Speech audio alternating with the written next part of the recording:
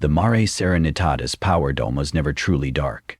Even during moon night, when the sun hung below the eastern rim and the regolith outside fell to an iron-cold hush, the translucent ceramic of the dome glowed with the faint silver bool of other people's dreams. Those dreams bottled, distilled, recycled, drove every coil-gun tram, every air reclaimer, every kettle of tea on Luna. Leora Chen knew their pulse the way a farmer once knew seasons, by scent and pressure and the subtle sway of floor conduits beneath her boots. At 2:14 standard, the pulse hiccuped. Just a stutter half, a jewel dropping away like a skipped heartbeat. But cislunar civilization lives so close to the margin that half a jewel mattered. Leora paused in her solitary patrol outside the dream reservoirs, pressed 2 fingers to the slick glass and felt absence where warmth should have been. She tugged her headset down. Central Archive confirm. Drawdown in Line 4, Sector Serenitatis Delta. Pause. The archivist on duty was a sleepy-voiced general stationed kilometers away at Plato Station. Negative. All panels report nominal. Panels lie. Leora slipped her wristpad under the maintenance seal, patched directly into the conduit's diagnostic bus, and winced. The telemetry flagged something stranger than a leak. Not a drop in total flow, but a bleed of unscreened nightmares, raw, unfiltered, bruised violet energy slipping past the standard diffusers. The system's safety heuristics were actively suppressing the flag. Someone had told the machinery not to mind. She killed the link. On the pad's dull green afterimage, a legend glowed. Shunt path, classified, route. Sinus roris arm/redacted. She stared long enough for her breath to fog the helmet visor she hadn't bothered to retract. When she finally exhaled, the fog spelled a single sentence in her own trembling script. They're stealing nightmares. Leora was a dream engineer, not security. Still, protocol said, escalate. She pivoted down the echoing corridor toward ops, boots clicking on composite plating salvaged from Earth's deorbiting junk. Halfway there, she collided with someone even smaller and quicker than her. Mateo Ramirez, compliance auditor, wore the expression of a man perpetually calculating fines. Running in hallways again? Not running. She jerked her head back the way she'd come. We have an off-registry siphon. Nightmares only. Big. Mateo raised a brow. A little raw terror never hurt anyone. That was a joke. Everyone knew unbeaten nightmares could burn a brain or a circuit grid. He sobered. How big? Petawatt seconds inside 30 hours if the flow stays constant. The auditor swallowed. Someone's building a weapon. Let me guess, they left no authorizations. Nothing traceable. She held up her pad. But the reroute goes through Sinus Roris district. That's corporate mining country, lots of dark fiber. Could hide anything in that tangle. Then we asked the board. They'll stall until the morning call with Earth. Leora's lips twisted. Earth's shareholders had the final voice in everything. Water rations, dream tariffs, how long a citizen could stand in artificial sunlight. By morning, we could have gifted somebody enough fear charge to blow a continent's power grid, or scramble half the planet's rim cycles. Mateo rubbed a thumb over his chin.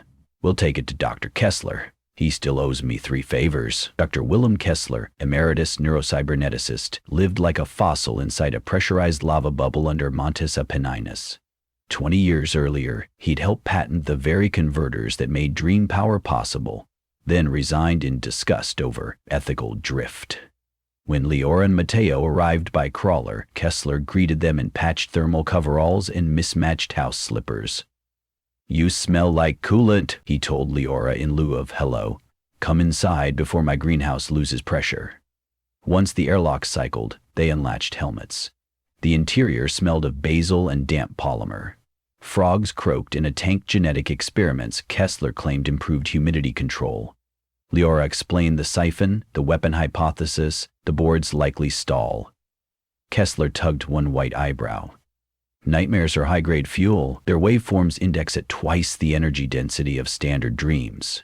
But unstable. Try to amplify them, and eventually they seek resonance, an outlet. So what's the outlet? Don't know, Leora said. But the shunt's vector is Earth-facing. Of course. Kessler tapped the tank, startling a frog. If you weaponize collective fear properly, a broadcast in the Theta Band, you can seed hysteria, riots, even catatonic shutdowns at planetary scale. Cheaper than bombs.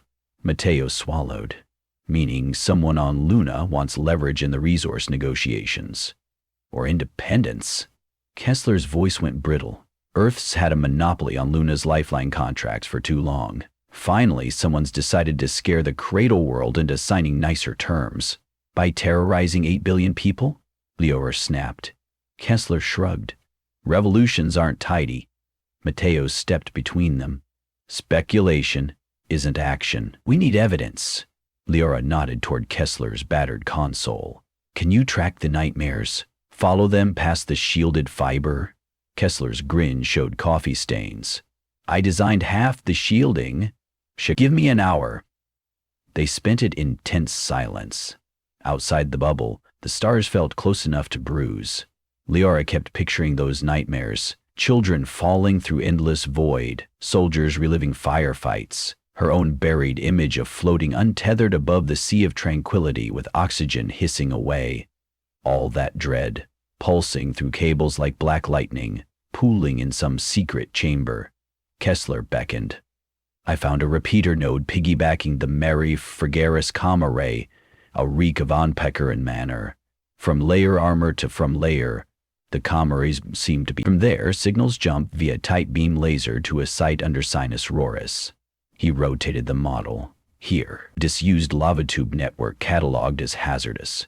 Let me guess, Mateo sighed. Hazard notice filed by the same corporate that owns the Gamma ray, so nobody inspects.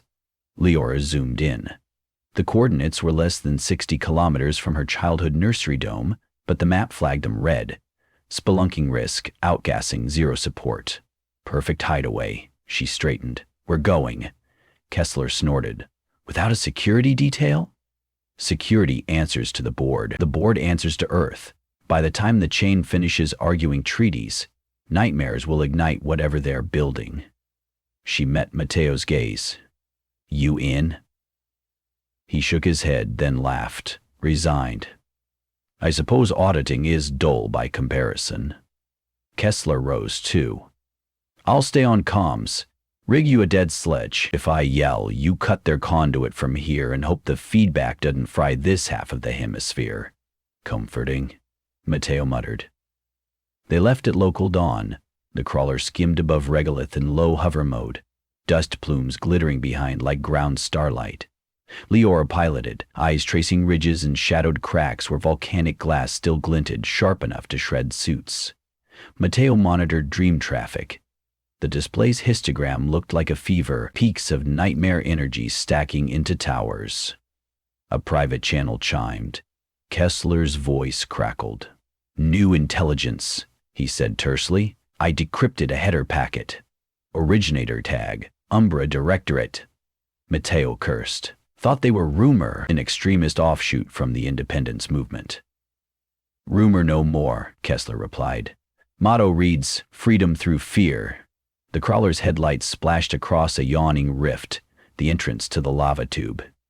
They dismounted, clipped tethers and used hand thrusters to descend the rough shaft. Inside, touch lights threw grotesque shadows over basalt bulges that looked like frozen waves. Far down tube, a glow pulsed the color of bruise, and candle flame mixed. That's nightmare light, Leora whispered. They eased closer. The tunnel opened into a cavern, domed with blistered glassite.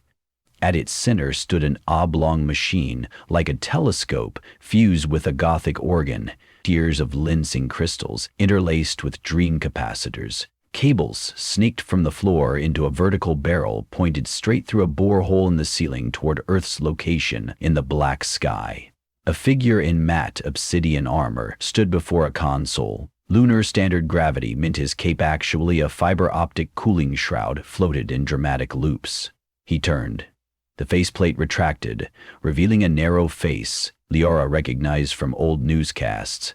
Commander Kale To, decorated veteran of the Artemis Security Corps, presumed dead after a skirmish at Shackleton 6 years back. He smiled like meeting old friends at a reunion. Engineer Chin. Auditor Ramirez. I wondered how long before you traced the bleed. Leora's glove tightened on her cutter. "Shut it down, Commander. That weapon's an atrocity." Kale spread his hands. "Atrocity? Earth profits off our oxygen, while Luna children ration lungs full of air for reset. They rendered us dependent, docile, fear redirected as leverage. One precise burst across the planet's dreamscape and the cradle will tremble. Then they'll negotiate." "Nightmares don't negotiate," Mateo said. "They infest. You'll poison millions. A day of terror buys generations of freedom." Leora stepped forward, heart banging.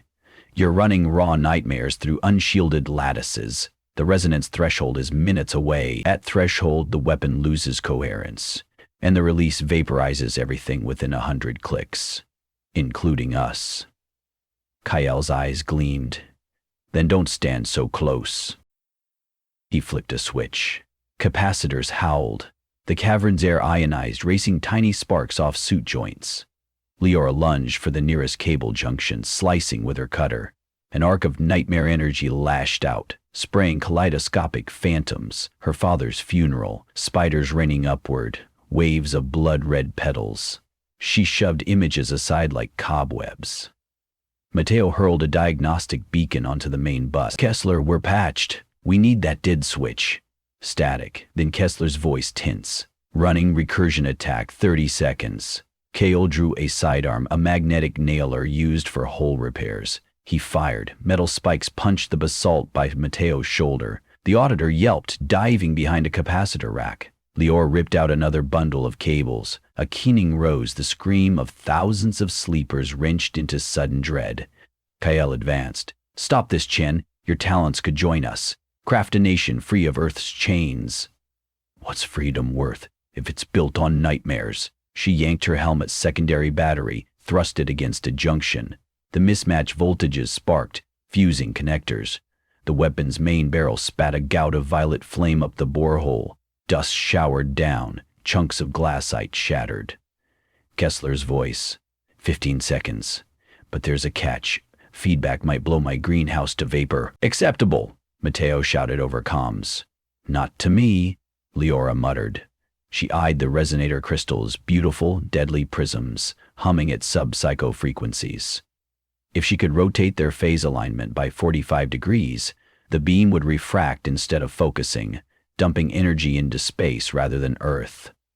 But the crank assembly lay behind Commander Toru. Ko leveled the nailer at her chest. Last chance. She started to raise her hands, then flicked off her helmet lights. Darkness swallowed the cavern. Only the nightmare glow remained, swirling like oil on water. In that weird luminance, Kael's pupils dilated, confused. Lyra dropped to a crouch and kicked off, lunar gravity letting her leap arc over him. Her boot clipped the nailer, shot screamed past, punching a capacitor. The casing ruptured, vapors streamed. She landed beside the crank. Hands flew, 30 degrees, 35. Ko roared, grabbed her arm. His gauntlet fingers crushed fabric to skin. Pain shot up, but she twisted, using his grip as pivot to swing herself around the lever. 45, and the crystals clacked into new alignment. For an instant, the cavern strobed white. A shockwave of compressed nightmares burst outward. It wasn't sound but feeling, every fear Leora had ever archived all at once. She felt herself drown in mirrors, freeze under a black sun, watch her mother forget her name. She nearly lost the crank until another surge flooded backwards, a counterwave. Kessler's recursion attack initiating. Kale stumbled, both hands to helmet as if eardrums burst in dream space. Leora crawled to Mateo, who was curled fetal but conscious. "Crystals offset," she gasped. "Now the dead switch." 5 seconds, Kessler shouted. "Shield your minds." Leora pulled Mateo close. They locked helmets together, shared breath like divers, and thought of calm things, basil scent, frog croaks, starlight on still regolith. A thunder made of memories tore through them, stripping away nightmares like peeling scabs. Then silence. The weapon's barrel glowed cheery, then collapsed inward, molten rings dripping onto basalt. Abels blackened, capacitors vented white steam. Nightmares, no longer coherent, escaped as faint phosphorescence that dwindled like fireflies. Kale slumped against a pillar, eyes blank. Whether stunned or catatonic, Leora didn't know.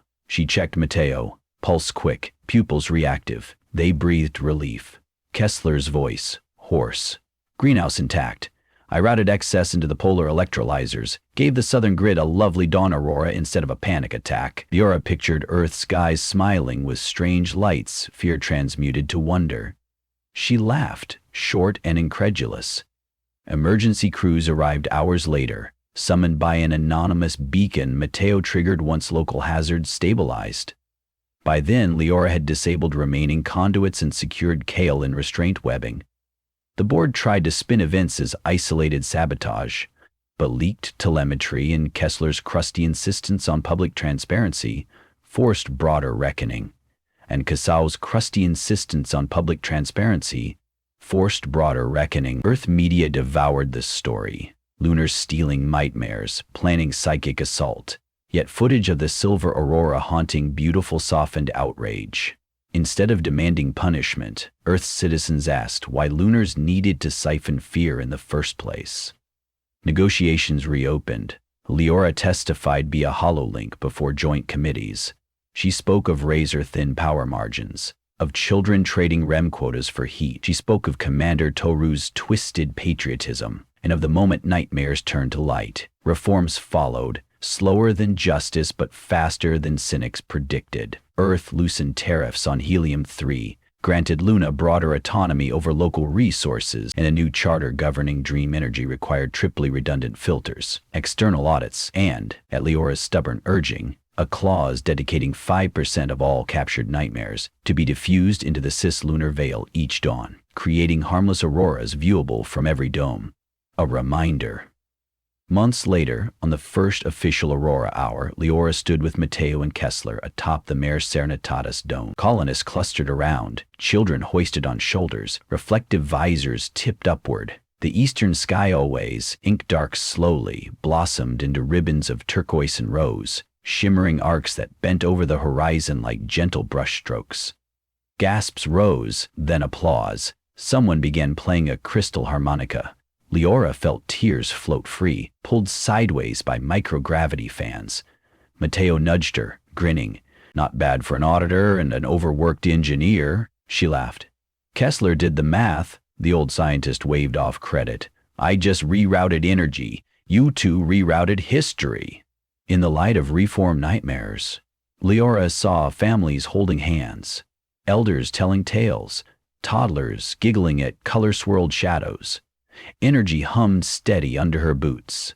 Stable, bright, regulated, never again invisible. For the first time since 214, that fateful night, she felt the pulse and found no missing beat. The recycled dreams of a fragile humanity, fears kindled, hopes set free glowed above them. An aurora of second chances, and the Mare Serenitatis dome was truly, blessedly, alive.